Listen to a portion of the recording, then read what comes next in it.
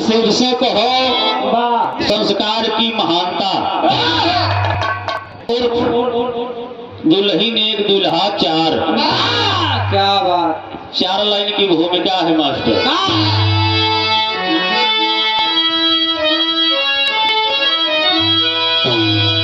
तो कुदरत की महिमा जगत में निराली,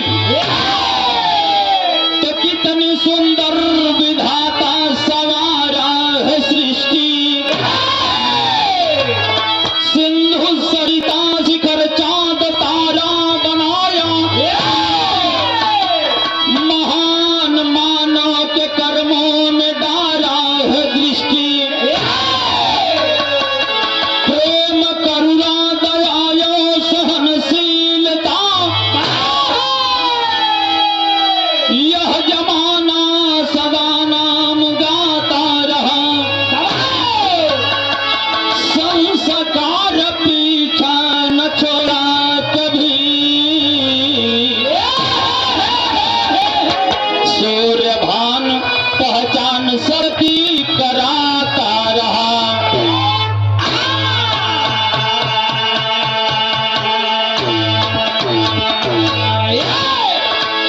आप आदरणीय प्रसिद्ध श्रीमान छोटे लाल यादव नंदनहर के पावन धरती से 1 से 1 रुपया के महान माया पुरस्कार भैया की कोट कोट प्रणाम है, आशीर्वाद की इच्छा है। कहना है कि लाइन गजल के भाव मिला मास्टर।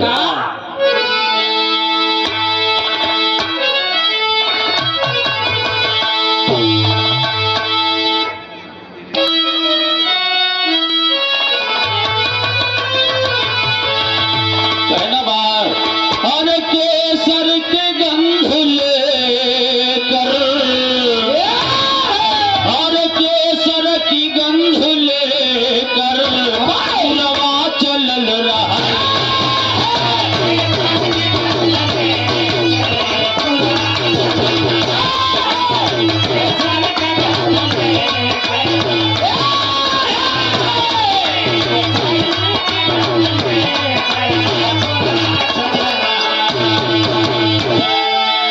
इधर आप आदरणीय प्रसिद्ध श्रीमान हरिश्चंद्र यादव संविधान की पूर्वा के पावन धरती से 51 रुपया के महान माया पुरस्कार।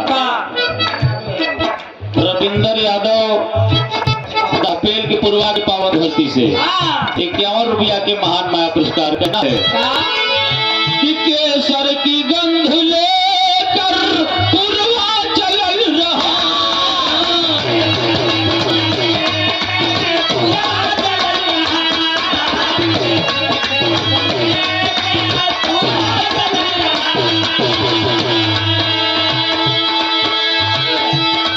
हर देखली कि उनके घरवा के, हर देखली कि उनके घरवा के खिड़की खुलल रहा।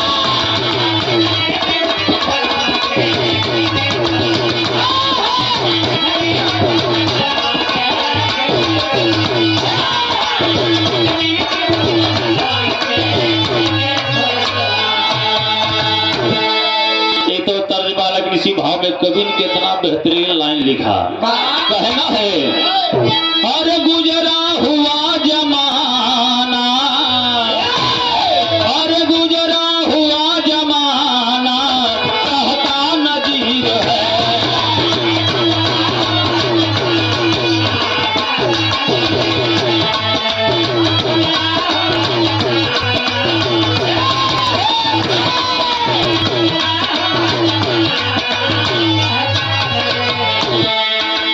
गुजरा हुआ जमाना कहता नजीर है।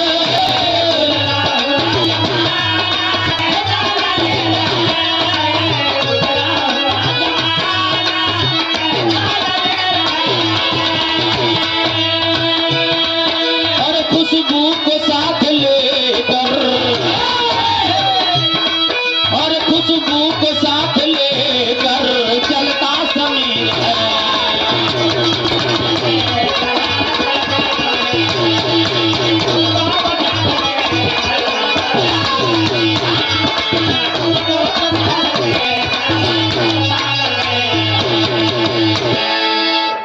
खुशबू को साथ लेकर चलता समीर है।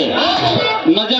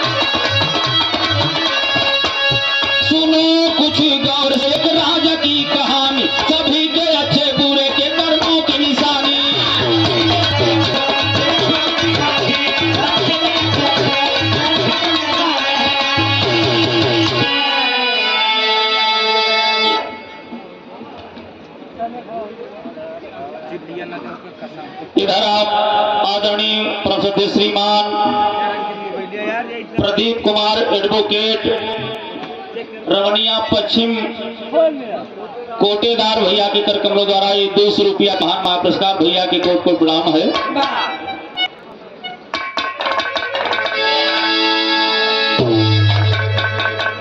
इधर आप आदरणीय प्रसिद्ध श्रीमान बड़े भाई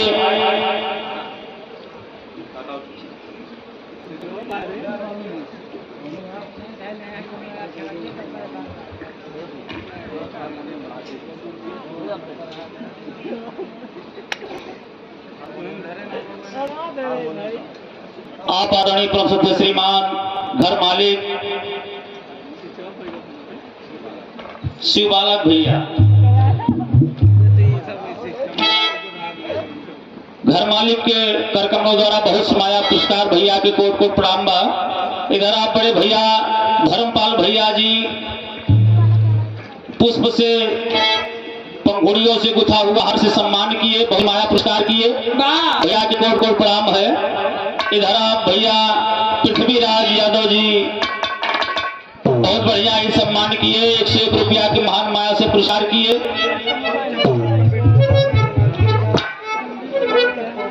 इधर आप आदरणीय प्रसिद्ध श्रीमान हमारे बहुत ही अजीज मित्र, आप सदैव फोन करके बात करते रहते हैं, आप आदरणीय श्री राम जस यादव शमशेरिया के पावन धरती से बहुत बढ़िया स्वागत किए, सम्मान किए। भैया आप सबके कोट कोट प्रणाम है, आशीर्वाद दीक्षा है, किसी तरह से हमारा आपका बात व्यवहार चलता रहे, सम्मान बना रहे।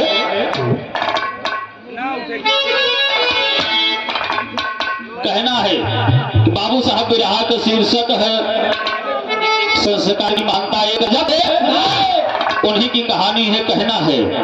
एक लाइन तर्ज के भाव मिले मास्टर।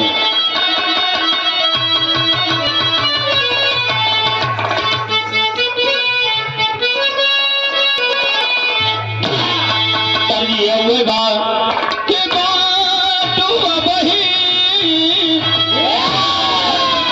और बाटू बही उमरिया के छोटा गोरिया और छोटा गोरिया तो काहे रंगल बाड़ू लाल लाल हो गोरिया।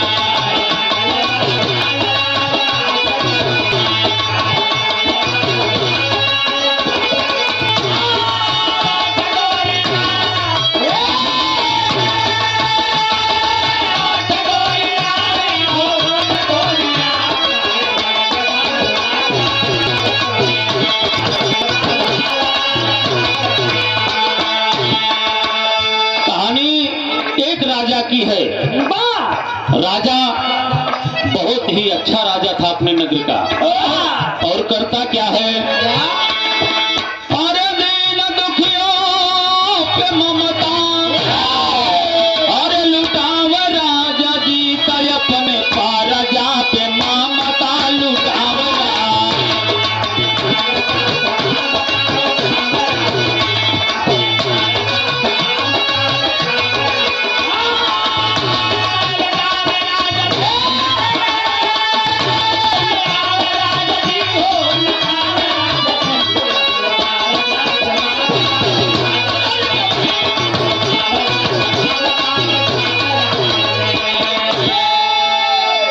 राजा और प्रजा में कोनो अंतर नहीं रखत रहे, बहुत बढ़िया राजकाज चल रहा था।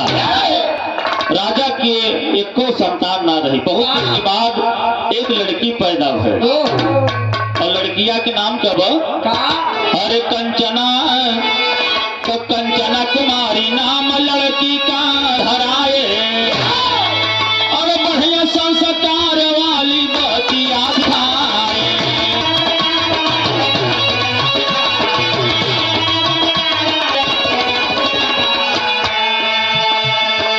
और धर्म कर्म वाली शिक्षा और दिलाए राजा जी, और दिलाए राजा जी का अपने मामता पे और अपने पारजा पे मामता लुटाए।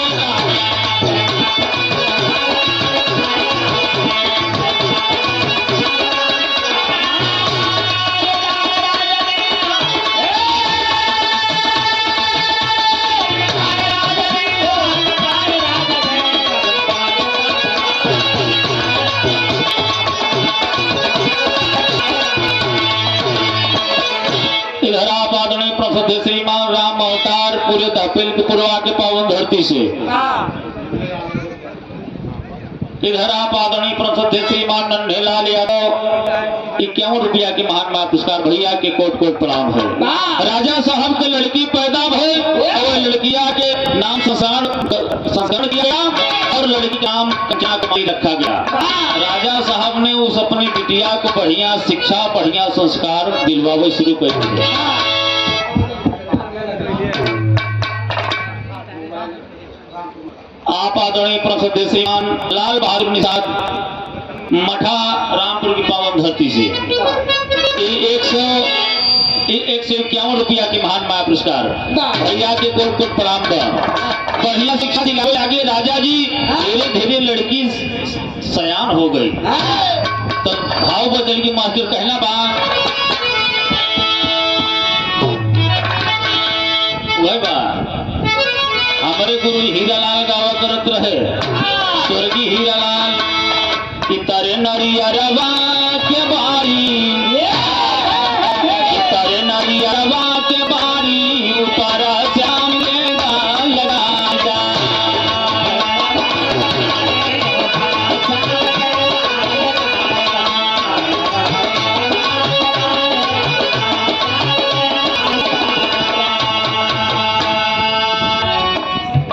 लेकिन जो नौके गवैये हैं थोड़ा चढ़ा देवा करत है वे कैसे गावत हैं कि का जान झुलनी के मोल का जान झुलनी के मोल बला महारा के जो कवई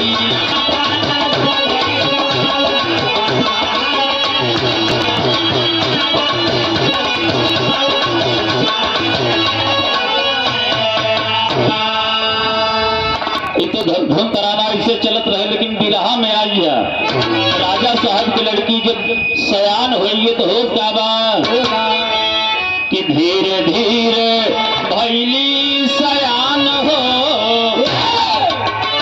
अरे धीरे धीरे भैली सयान ज्ञान भरा बेटी के मन में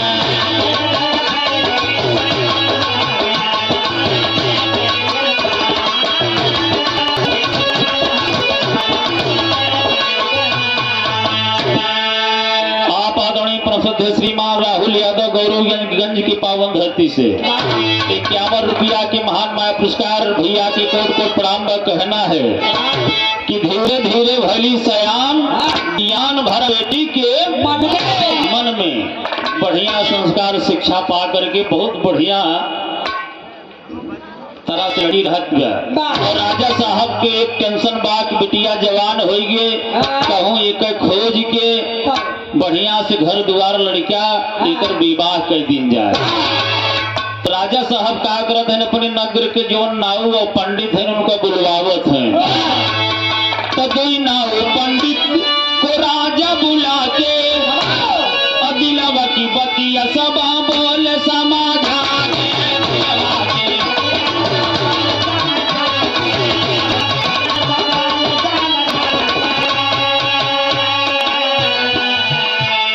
राजा दो नाव दो पंडित बोलवाए 4 हो गए। अब चारों जने के समझावत है समझावत का है अरे पर को जा जा के गुणवान हो अरे बरफ जा के गुणवान हो ज्ञान भरा बेटी के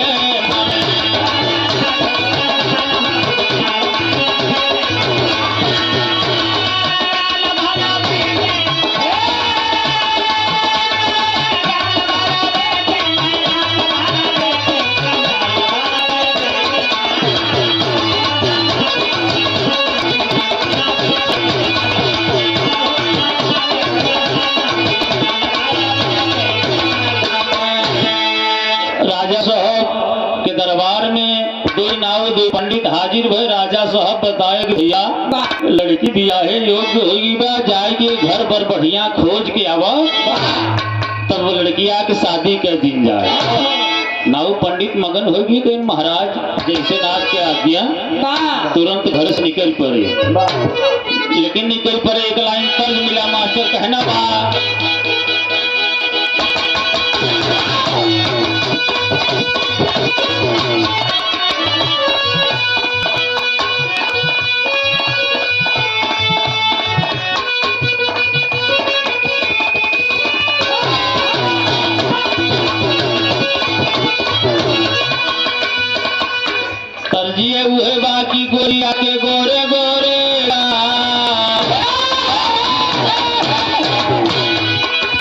गोरिया के गोरे गोरे गाल बिहार में बवाल कैले बा।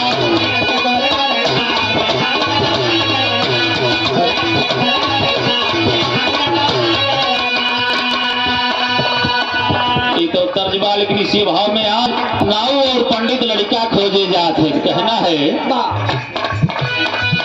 अरे नाऊ पंडित कई के विचार,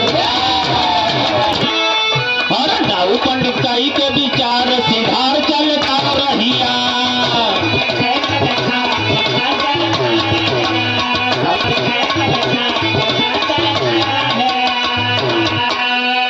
इधर आप आदरणीय प्रसिद्ध श्रीमान भरत कुमार पिंडारा के पवन धरती से 151 रुपया के महान मातार भैया के कोट को प्रणाम बा। यस बाबू छोटा सा मुन्ना भैया विरहा के आनंद लेता हूँ। हम लोगों का आशीर्वाद हो कि भैया सदैव खुशहाल रहे, बढ़िया शिक्षा दिलाया भाई बाबू, ताकि शिक्षा जो होता है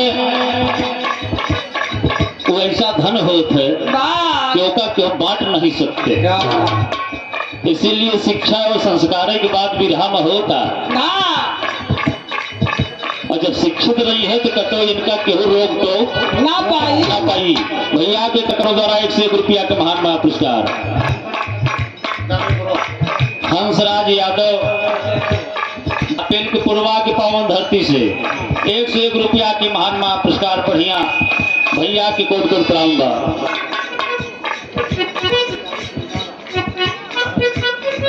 भारत यादव पिंडारा के पावन धरती से अगर भैया गलती हो जाए बोले में तो दोबारा दे के बोलवा लिया भाई, चावने की जी भैया लामे निकल जाते इसलिए गलती की क्षमा चाहिए थे। आप आदरणीय प्रसिद्ध श्रीमान घर मालचार चारों धाम की यात्रा की आए भंडारा के आयोजन किए केवल धारी यादव घर मालिक जी के कर कमलों द्वारा 101 रुपया के महान महापुरस्कार कोट कोट प्रणाम है, आशीर्वाद की इच्छा है। अरे नाव पंडित कई के विचार, अरे नाव पंडित कई के विचार सिधार चल चार रहिया।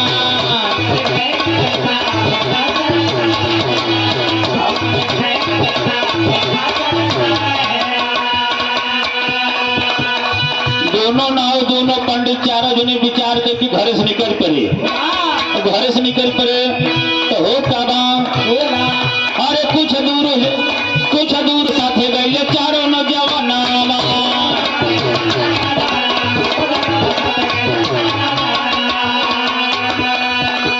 चारों जने कुछ दूरी तक साथे गए, गांव के पहले चकरोट रहा, चकरोटे चौराहा रहा। चारों जने विचार के हम कहीं देखा भैया लड़का खोजे जब एक साथे चलब तो बहुत दिन बीत सकत, लिए यहाँ चौराहा मिला बा, यही से चारों जने चार दिशा में चला देखवारी कर और जेका मिले वो तुरंत लड़का घर द्वार देख के तारीख धैर्य है। चारों जने चार दिशा में चल पड़े, कहना बा अरे चारों जन चार दिशा कह जिले पाया ना।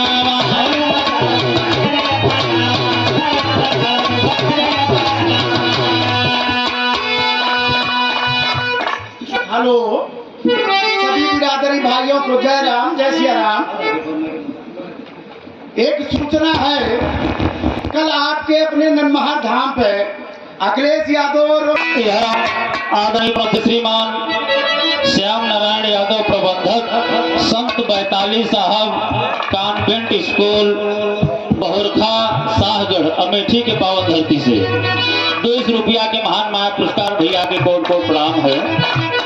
और इधर आप आदरणीय परम श्रद्धेय श्रीमान अंकित कुमार यादव प्रधानाचार्य संत बैताली साहब कॉन्वेंट स्कूल बहुरखा शाहगढ़ अमेठी की पावन धरती से 101 रुपया के महान महापुरस्कार कोट कोट प्रणाम है।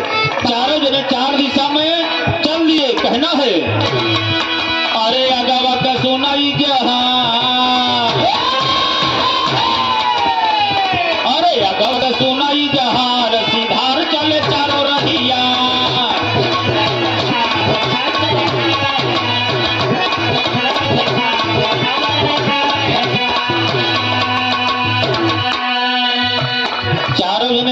विदेशा में चला गया लड़कियां खोजे, लेकिन देखा होत का वो भाव बदल गया मास्टर, विदेशिया के भाव लग गया।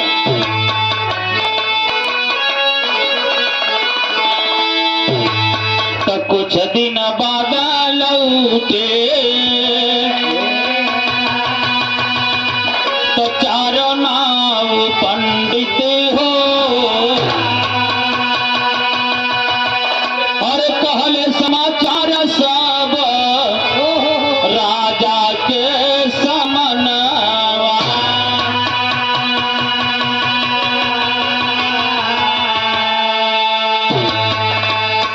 कुछ दिन बाद देखुआई के चारों जने राजा के दरबार में हाजिर हुए। राजा के दरबार लगा है, सामने पहुंचे, कहीं महाराज की महाराज के कहे महाराज सब ठीक बा। अब चारों जने बतावत का है कि सुंदर घर बर मिला, अरे खोली की समतिया, और जोड़ी को मिलाए विधि मानी कहना।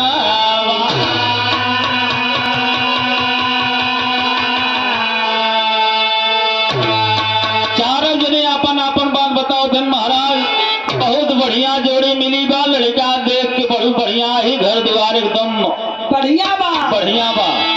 कहना बा तो चरहू की बात सोनी, राजा जी दुखिता भइले, अरे एक दिन बारात आई हमारे भवन।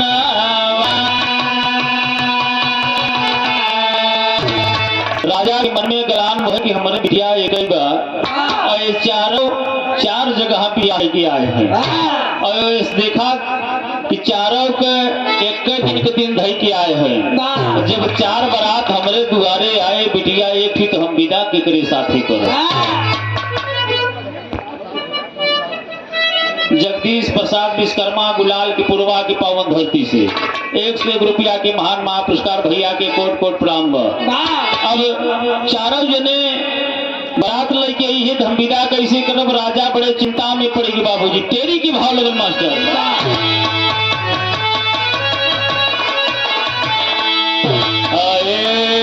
अरे चिंता में रतिया बीते भूखी,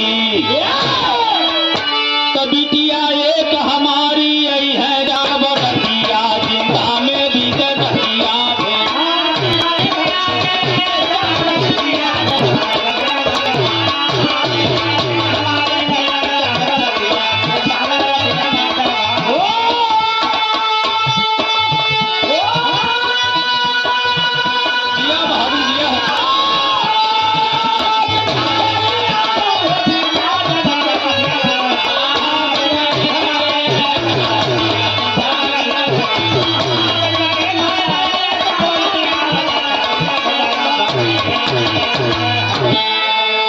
अरे धीरे धीरे दिनवा बीता,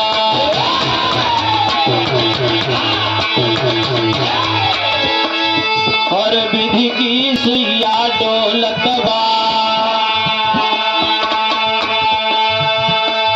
और नौकर चाकर करई तैयारी, और राजा कुछ ना बोलत बा।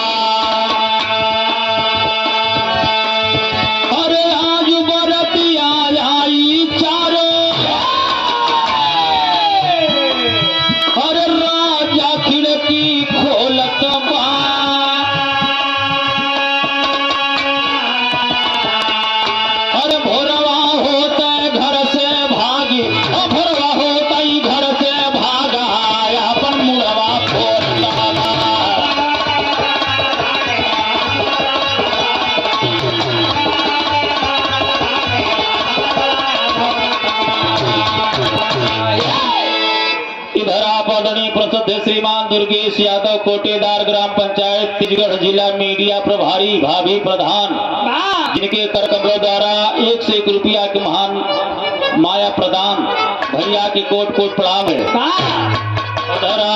आदरणीय परम श्रद्धेय श्रीमान रामकिशोर दहपेल सिंह पूरे धपेल सिंह पुरवा के पावन धरती से 101 रुपया के महान पुरस्कार भैया के कोट कोट प्रणाम बा। राजा साहब सोचत हैं जिस दिन नियरान जाता कि बरतिया आए चाठी आए राजा के दिमाग काम करो बंद कर। राजा सोचत हैं बड़ी बेइज्जती हुई जाए। कल बारात आवे कि आगे भोरहरिया में राजा साहब पिछवाड़े की खिड़की खोल के एक दो तीन घर द्वार छोड़ के निकल दे फटहा चिटहा कपड़ा पहन के और पहुंच के कहा जाके जंगले में। लेकिन एक लाइन तर्ज मिला मास्टर, बहुत पुरान तर्जमा एक दादा राम कैलाश जब लहावत रहे तो मजा आ जात रहा।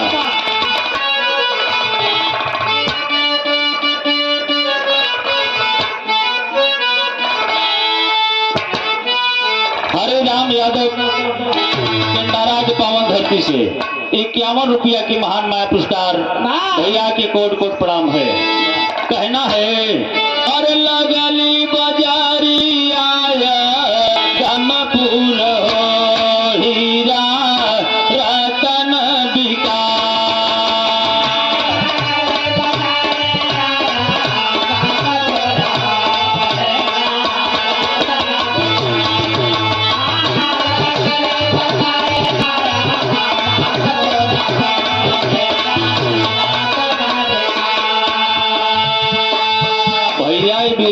बिरहा में कम से कम 35 मिनट से ज्यादा कितना छोड़ भी रहा हो 35 मिनट जरूर ही ले। लेकिन आप सबका आदेश हो उनका 10-15 मिनट में पूर्ण कर दे, वैसे बात नहीं। भैया दूर से आए उन्होंने को सुना हमरो सुना, हम तो मान ले लोकले ही आपको तो सम्मान सबका है बाबूजी। कहना है और भेसवा बदाली के राजा नवान हो चाले घर से परा।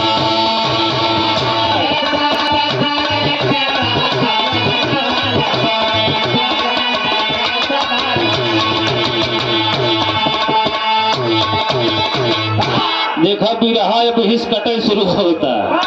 राजा साहब भेष बदल के चला के जंगल में, लाइन बदल के तर्ज दूसरा आएगी मास्टर। कहना बार की छोड़ी गई ले रे रात सुतल से दरिया में।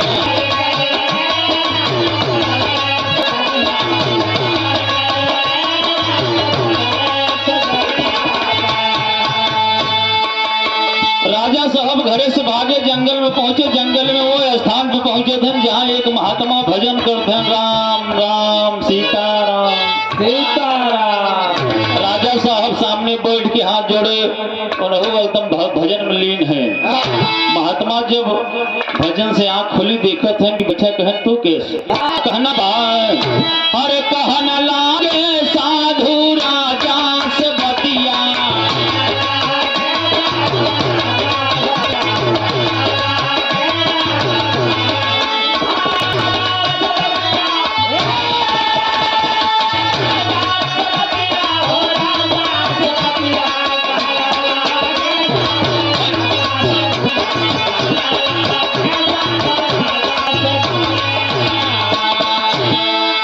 बदनामी राजा दुनिया में मोरी और दुखवा में जान दई दई है किशोरी।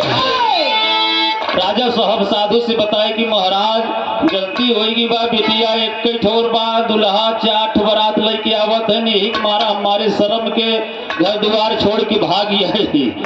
अब हम लोग घरे न जा। महात्मा समझावत हैं कि राजन अगर इस काम करगा तो तुम्हार बिटिया ऐसे कथ जान दे दे अपन। राजा साहब कहें हाँ महाराज तो हो सकत। कहने लिए हमार बात माना, मान के घरे वापस जा। तो साधु कहता है और लौटा भवन जाई, और लौटा भवन जाई भागी भदिया। कहना लागे राजा साधु से बतिया।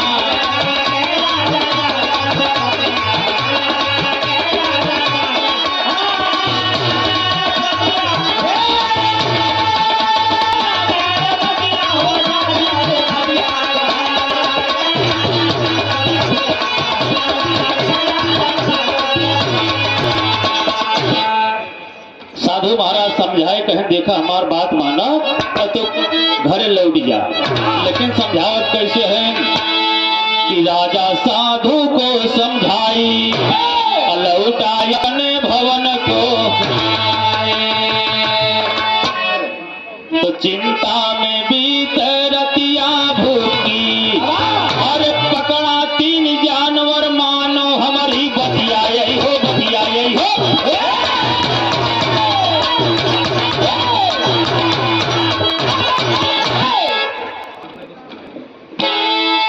आप आदरणीय प्रसिद्ध श्रीमान शिव बालक शमशेरिया के पावन धरती से 200 रुपया के महान माया पुरस्कार भैया के कोट कोट प्रणाम है।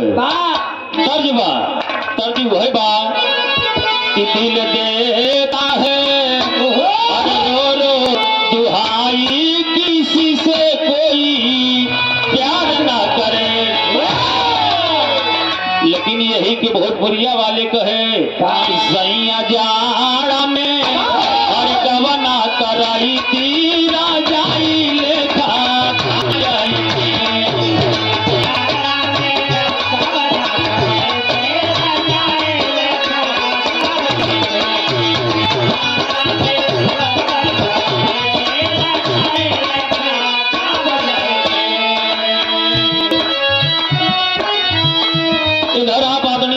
श्रीमान राज बहादुर यादव लोकई के पूर्वा गौरीगंज के कर कमरों द्वारा 101 रुपया के महान माया पुरस्कार भैया के कोट प्रणाम।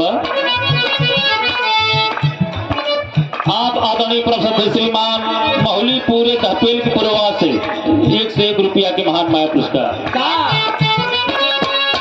इसी भाव में कहना है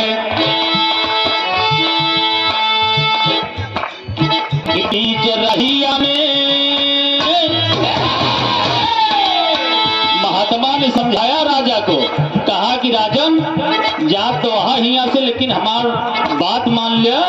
उनका एक ही बोतल में पानी दे कहनी पानी ले रहे और जात रास्ता में 3 जानवर का बच्चा पकड़ लिया और पकड़ के एक का महल में अपने ले जाया और ये पानी उनके ऊपर छिड़क दिया।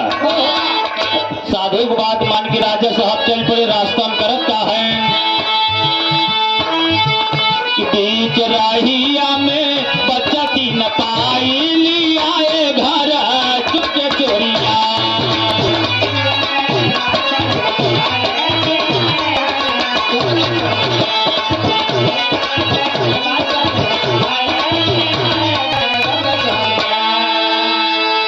इधर आप आदरणीय प्रसिद्ध श्रीमान शिव बालक यादव लल्लू शमशेरिया की पावन धरती से 51 रुपया के महान माया पुरस्कार। राजेंद्र यादव बड़कऊ 51 रुपया के महान माया पुरस्कार पूरे लाला के पूर्वा। और भैया तरह का लिख दिया कुछ समझ नहीं आओ यार। ठीक ठीक भैया। आज साधु की बात मान के राजा साहब 3 जानवर का बच्चा पकड़ लिए है और तीनों जानवर अलग अलग रहा है। कहना बा और कुतिया बिलार और सुअरों का बच्चा घर वाली आए भूपा शुभ जानिया,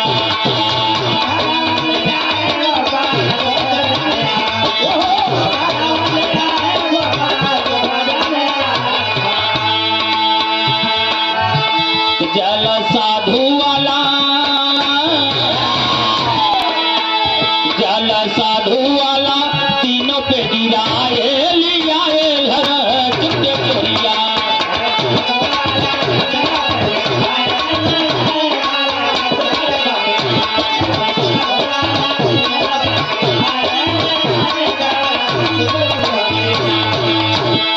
बब्बू छत्तक पूर्वा की पावन धरती से 51 रुपया की महान माया पुरस्कार कोट कोट प्रणाम है। कहना है राजा 3 जानवर के बच्चा पकड़ के लाए, कुत्ता बिलार सुअर, तीनों का बच्चा पकड़ के राजा साहब अपने महल में लाए और वह साधु वाला पानी छिड़क दे। वो तीनों एकदम राजा साहब के बिटिया की नहीं, एक सूरत के 4 बिटिया होगी राजा वाली के लिए। राजा बड़ा मगन भवन ध्यान में बारात आए, बढ़िया स्वागत हुआ, सब गीत गौनई गावत है। कहना बा एक लाइन भाव बदल गई मास्टर।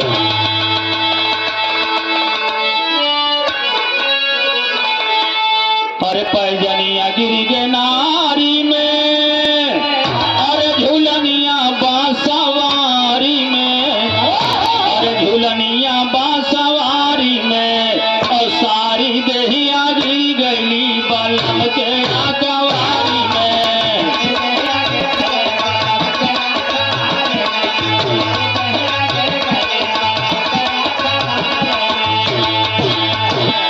तमाम लोग बाग नर नारी भी आपरा गीत गौनई गावत है, नाचत गावत है, कहना बात तो जोरिया कारी गावेली, अरे बदरिया गारी गावेली, अजुटी के आजा द्वारे पे गुजरिया गारी गावेली।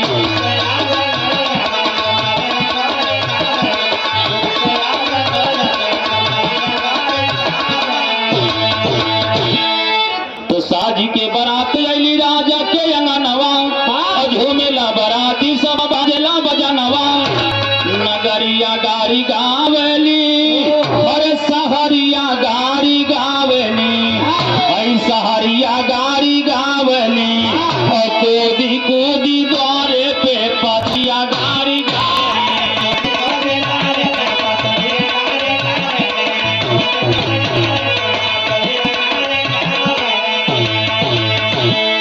बढ़िया से बियाह संस्कार भवा चारों की विदाई होत मास्टर। तो जब चारों के डोली उठ के बाबू साहब चारों बिटिया राजा सबने ससुरे पहुंच गई, तो ससुरे पहुंच गई तो होत का बाप पहपट के भाव लगल मास्टर। अब लेवे खातिर बिटियन की खबरिया राजा साहब हो, अब पहुंचे जाके समधि के दुवरिया राजा साहब हो।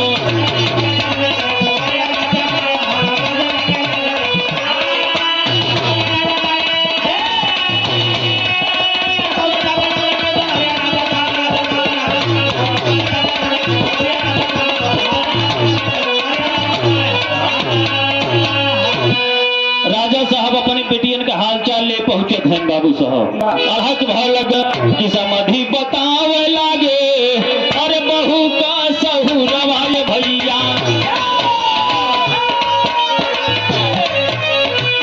राजा साहब पहले बिटिया के ये पहुंचे थे, तो हुआ के समधि मिले पानी पत्ता भवा पूछे लागे भैया बिटिया कैसे कहन भाई बहुत बढ़िया बिटिया बा भाई। रामजस यादव भैया लाइनमैन संसरिया के पावन धरती से 101 रुपया महाना पुरस्कार। बतावत का है समाधि बतावे लागे बहु के सहू रवाए भैया।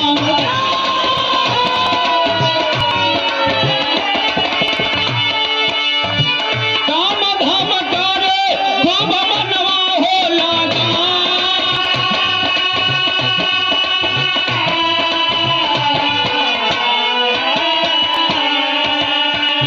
भैया काम धाम बहुत बढ़िया के गमीबा कहनु का कहनी बार बार जाए को ही कोनवा में लुका दे हाथ। राजा साहब कहन की ये हमका लागत है कि कोनवा में लुकान दे हाथ है। अवनीश यादव दापेल के पुरवा के पावन धरती से कहनी हमका लागत है बिलरिया वाली प्रीवाया, कहन की के लिए वो कोने में लुकान रहा था। राजा साहब हुआ से उठे दूसरी बिटिया के पहुंचे तो हुआ का होता है, तो राजा साहब हुआ पूछत हैं तो हुआ कहन भैया का बताई बढ़िया काम बहुत करत है, सब कुछ बात सही बा, लेकिन हरदम झाँव झाँव करत है, दोनों बतिया करत एकदम गुस्सा ही जात कहनी लागत है कि कुकुरिया आट। राजा साहब तिसरकी खिया पहुंचे। राजा जी साहब जब तिसरकी खिया पहुंचे तो कहना बा खड़ी कह दे मास्टर।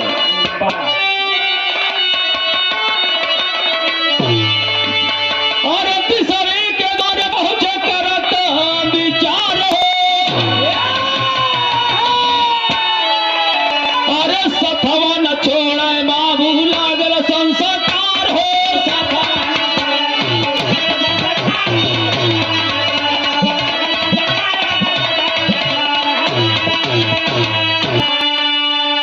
सुशील कुमार पांडे धपेल पुरवा के पावन धरती से 101 रुपया के महान माया पुरस्कार। राम अचल यादव पूरे छता के पूर्वा के पावन धरती से 51 रुपया के महान माया पुरस्कार। राजा साहब तीसरकी खिया पहुंचे तो हुआ का होदबा, अरे तीसरी के हाल समझी साहब जी सुनाई, और साड़ी कपड़ा जेवर खूब महंग पहनाई।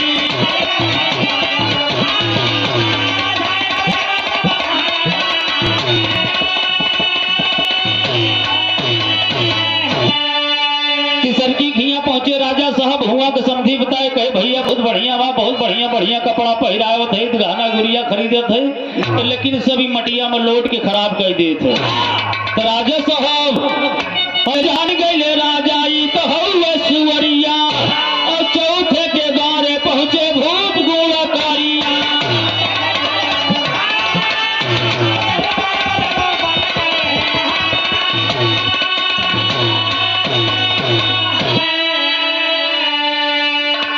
राजा साहब चौथी बिटिया खिया पहुंचे तो हुआ बढ़िया से खातिरदारी भई, और समाधि बताओ, और बहु मिलल हो नहार हो, अरे सथवा न छोड़े बाबू तो लागल संस्कार हो।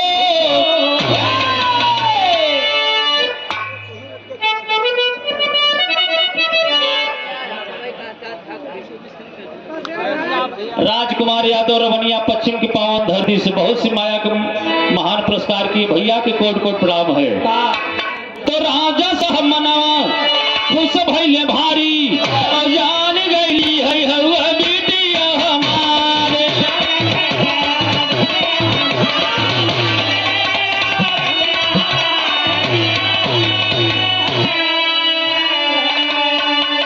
और धर्म कर्म अच्छा भरल हजार हो। बाबू साहब संस्कार राजा साहब अपने प्रिया के अच्छा संस्कार दिलाए रहे, के कारण राजा के मान सम्मान हुआ, ऊंचा पे हुआ।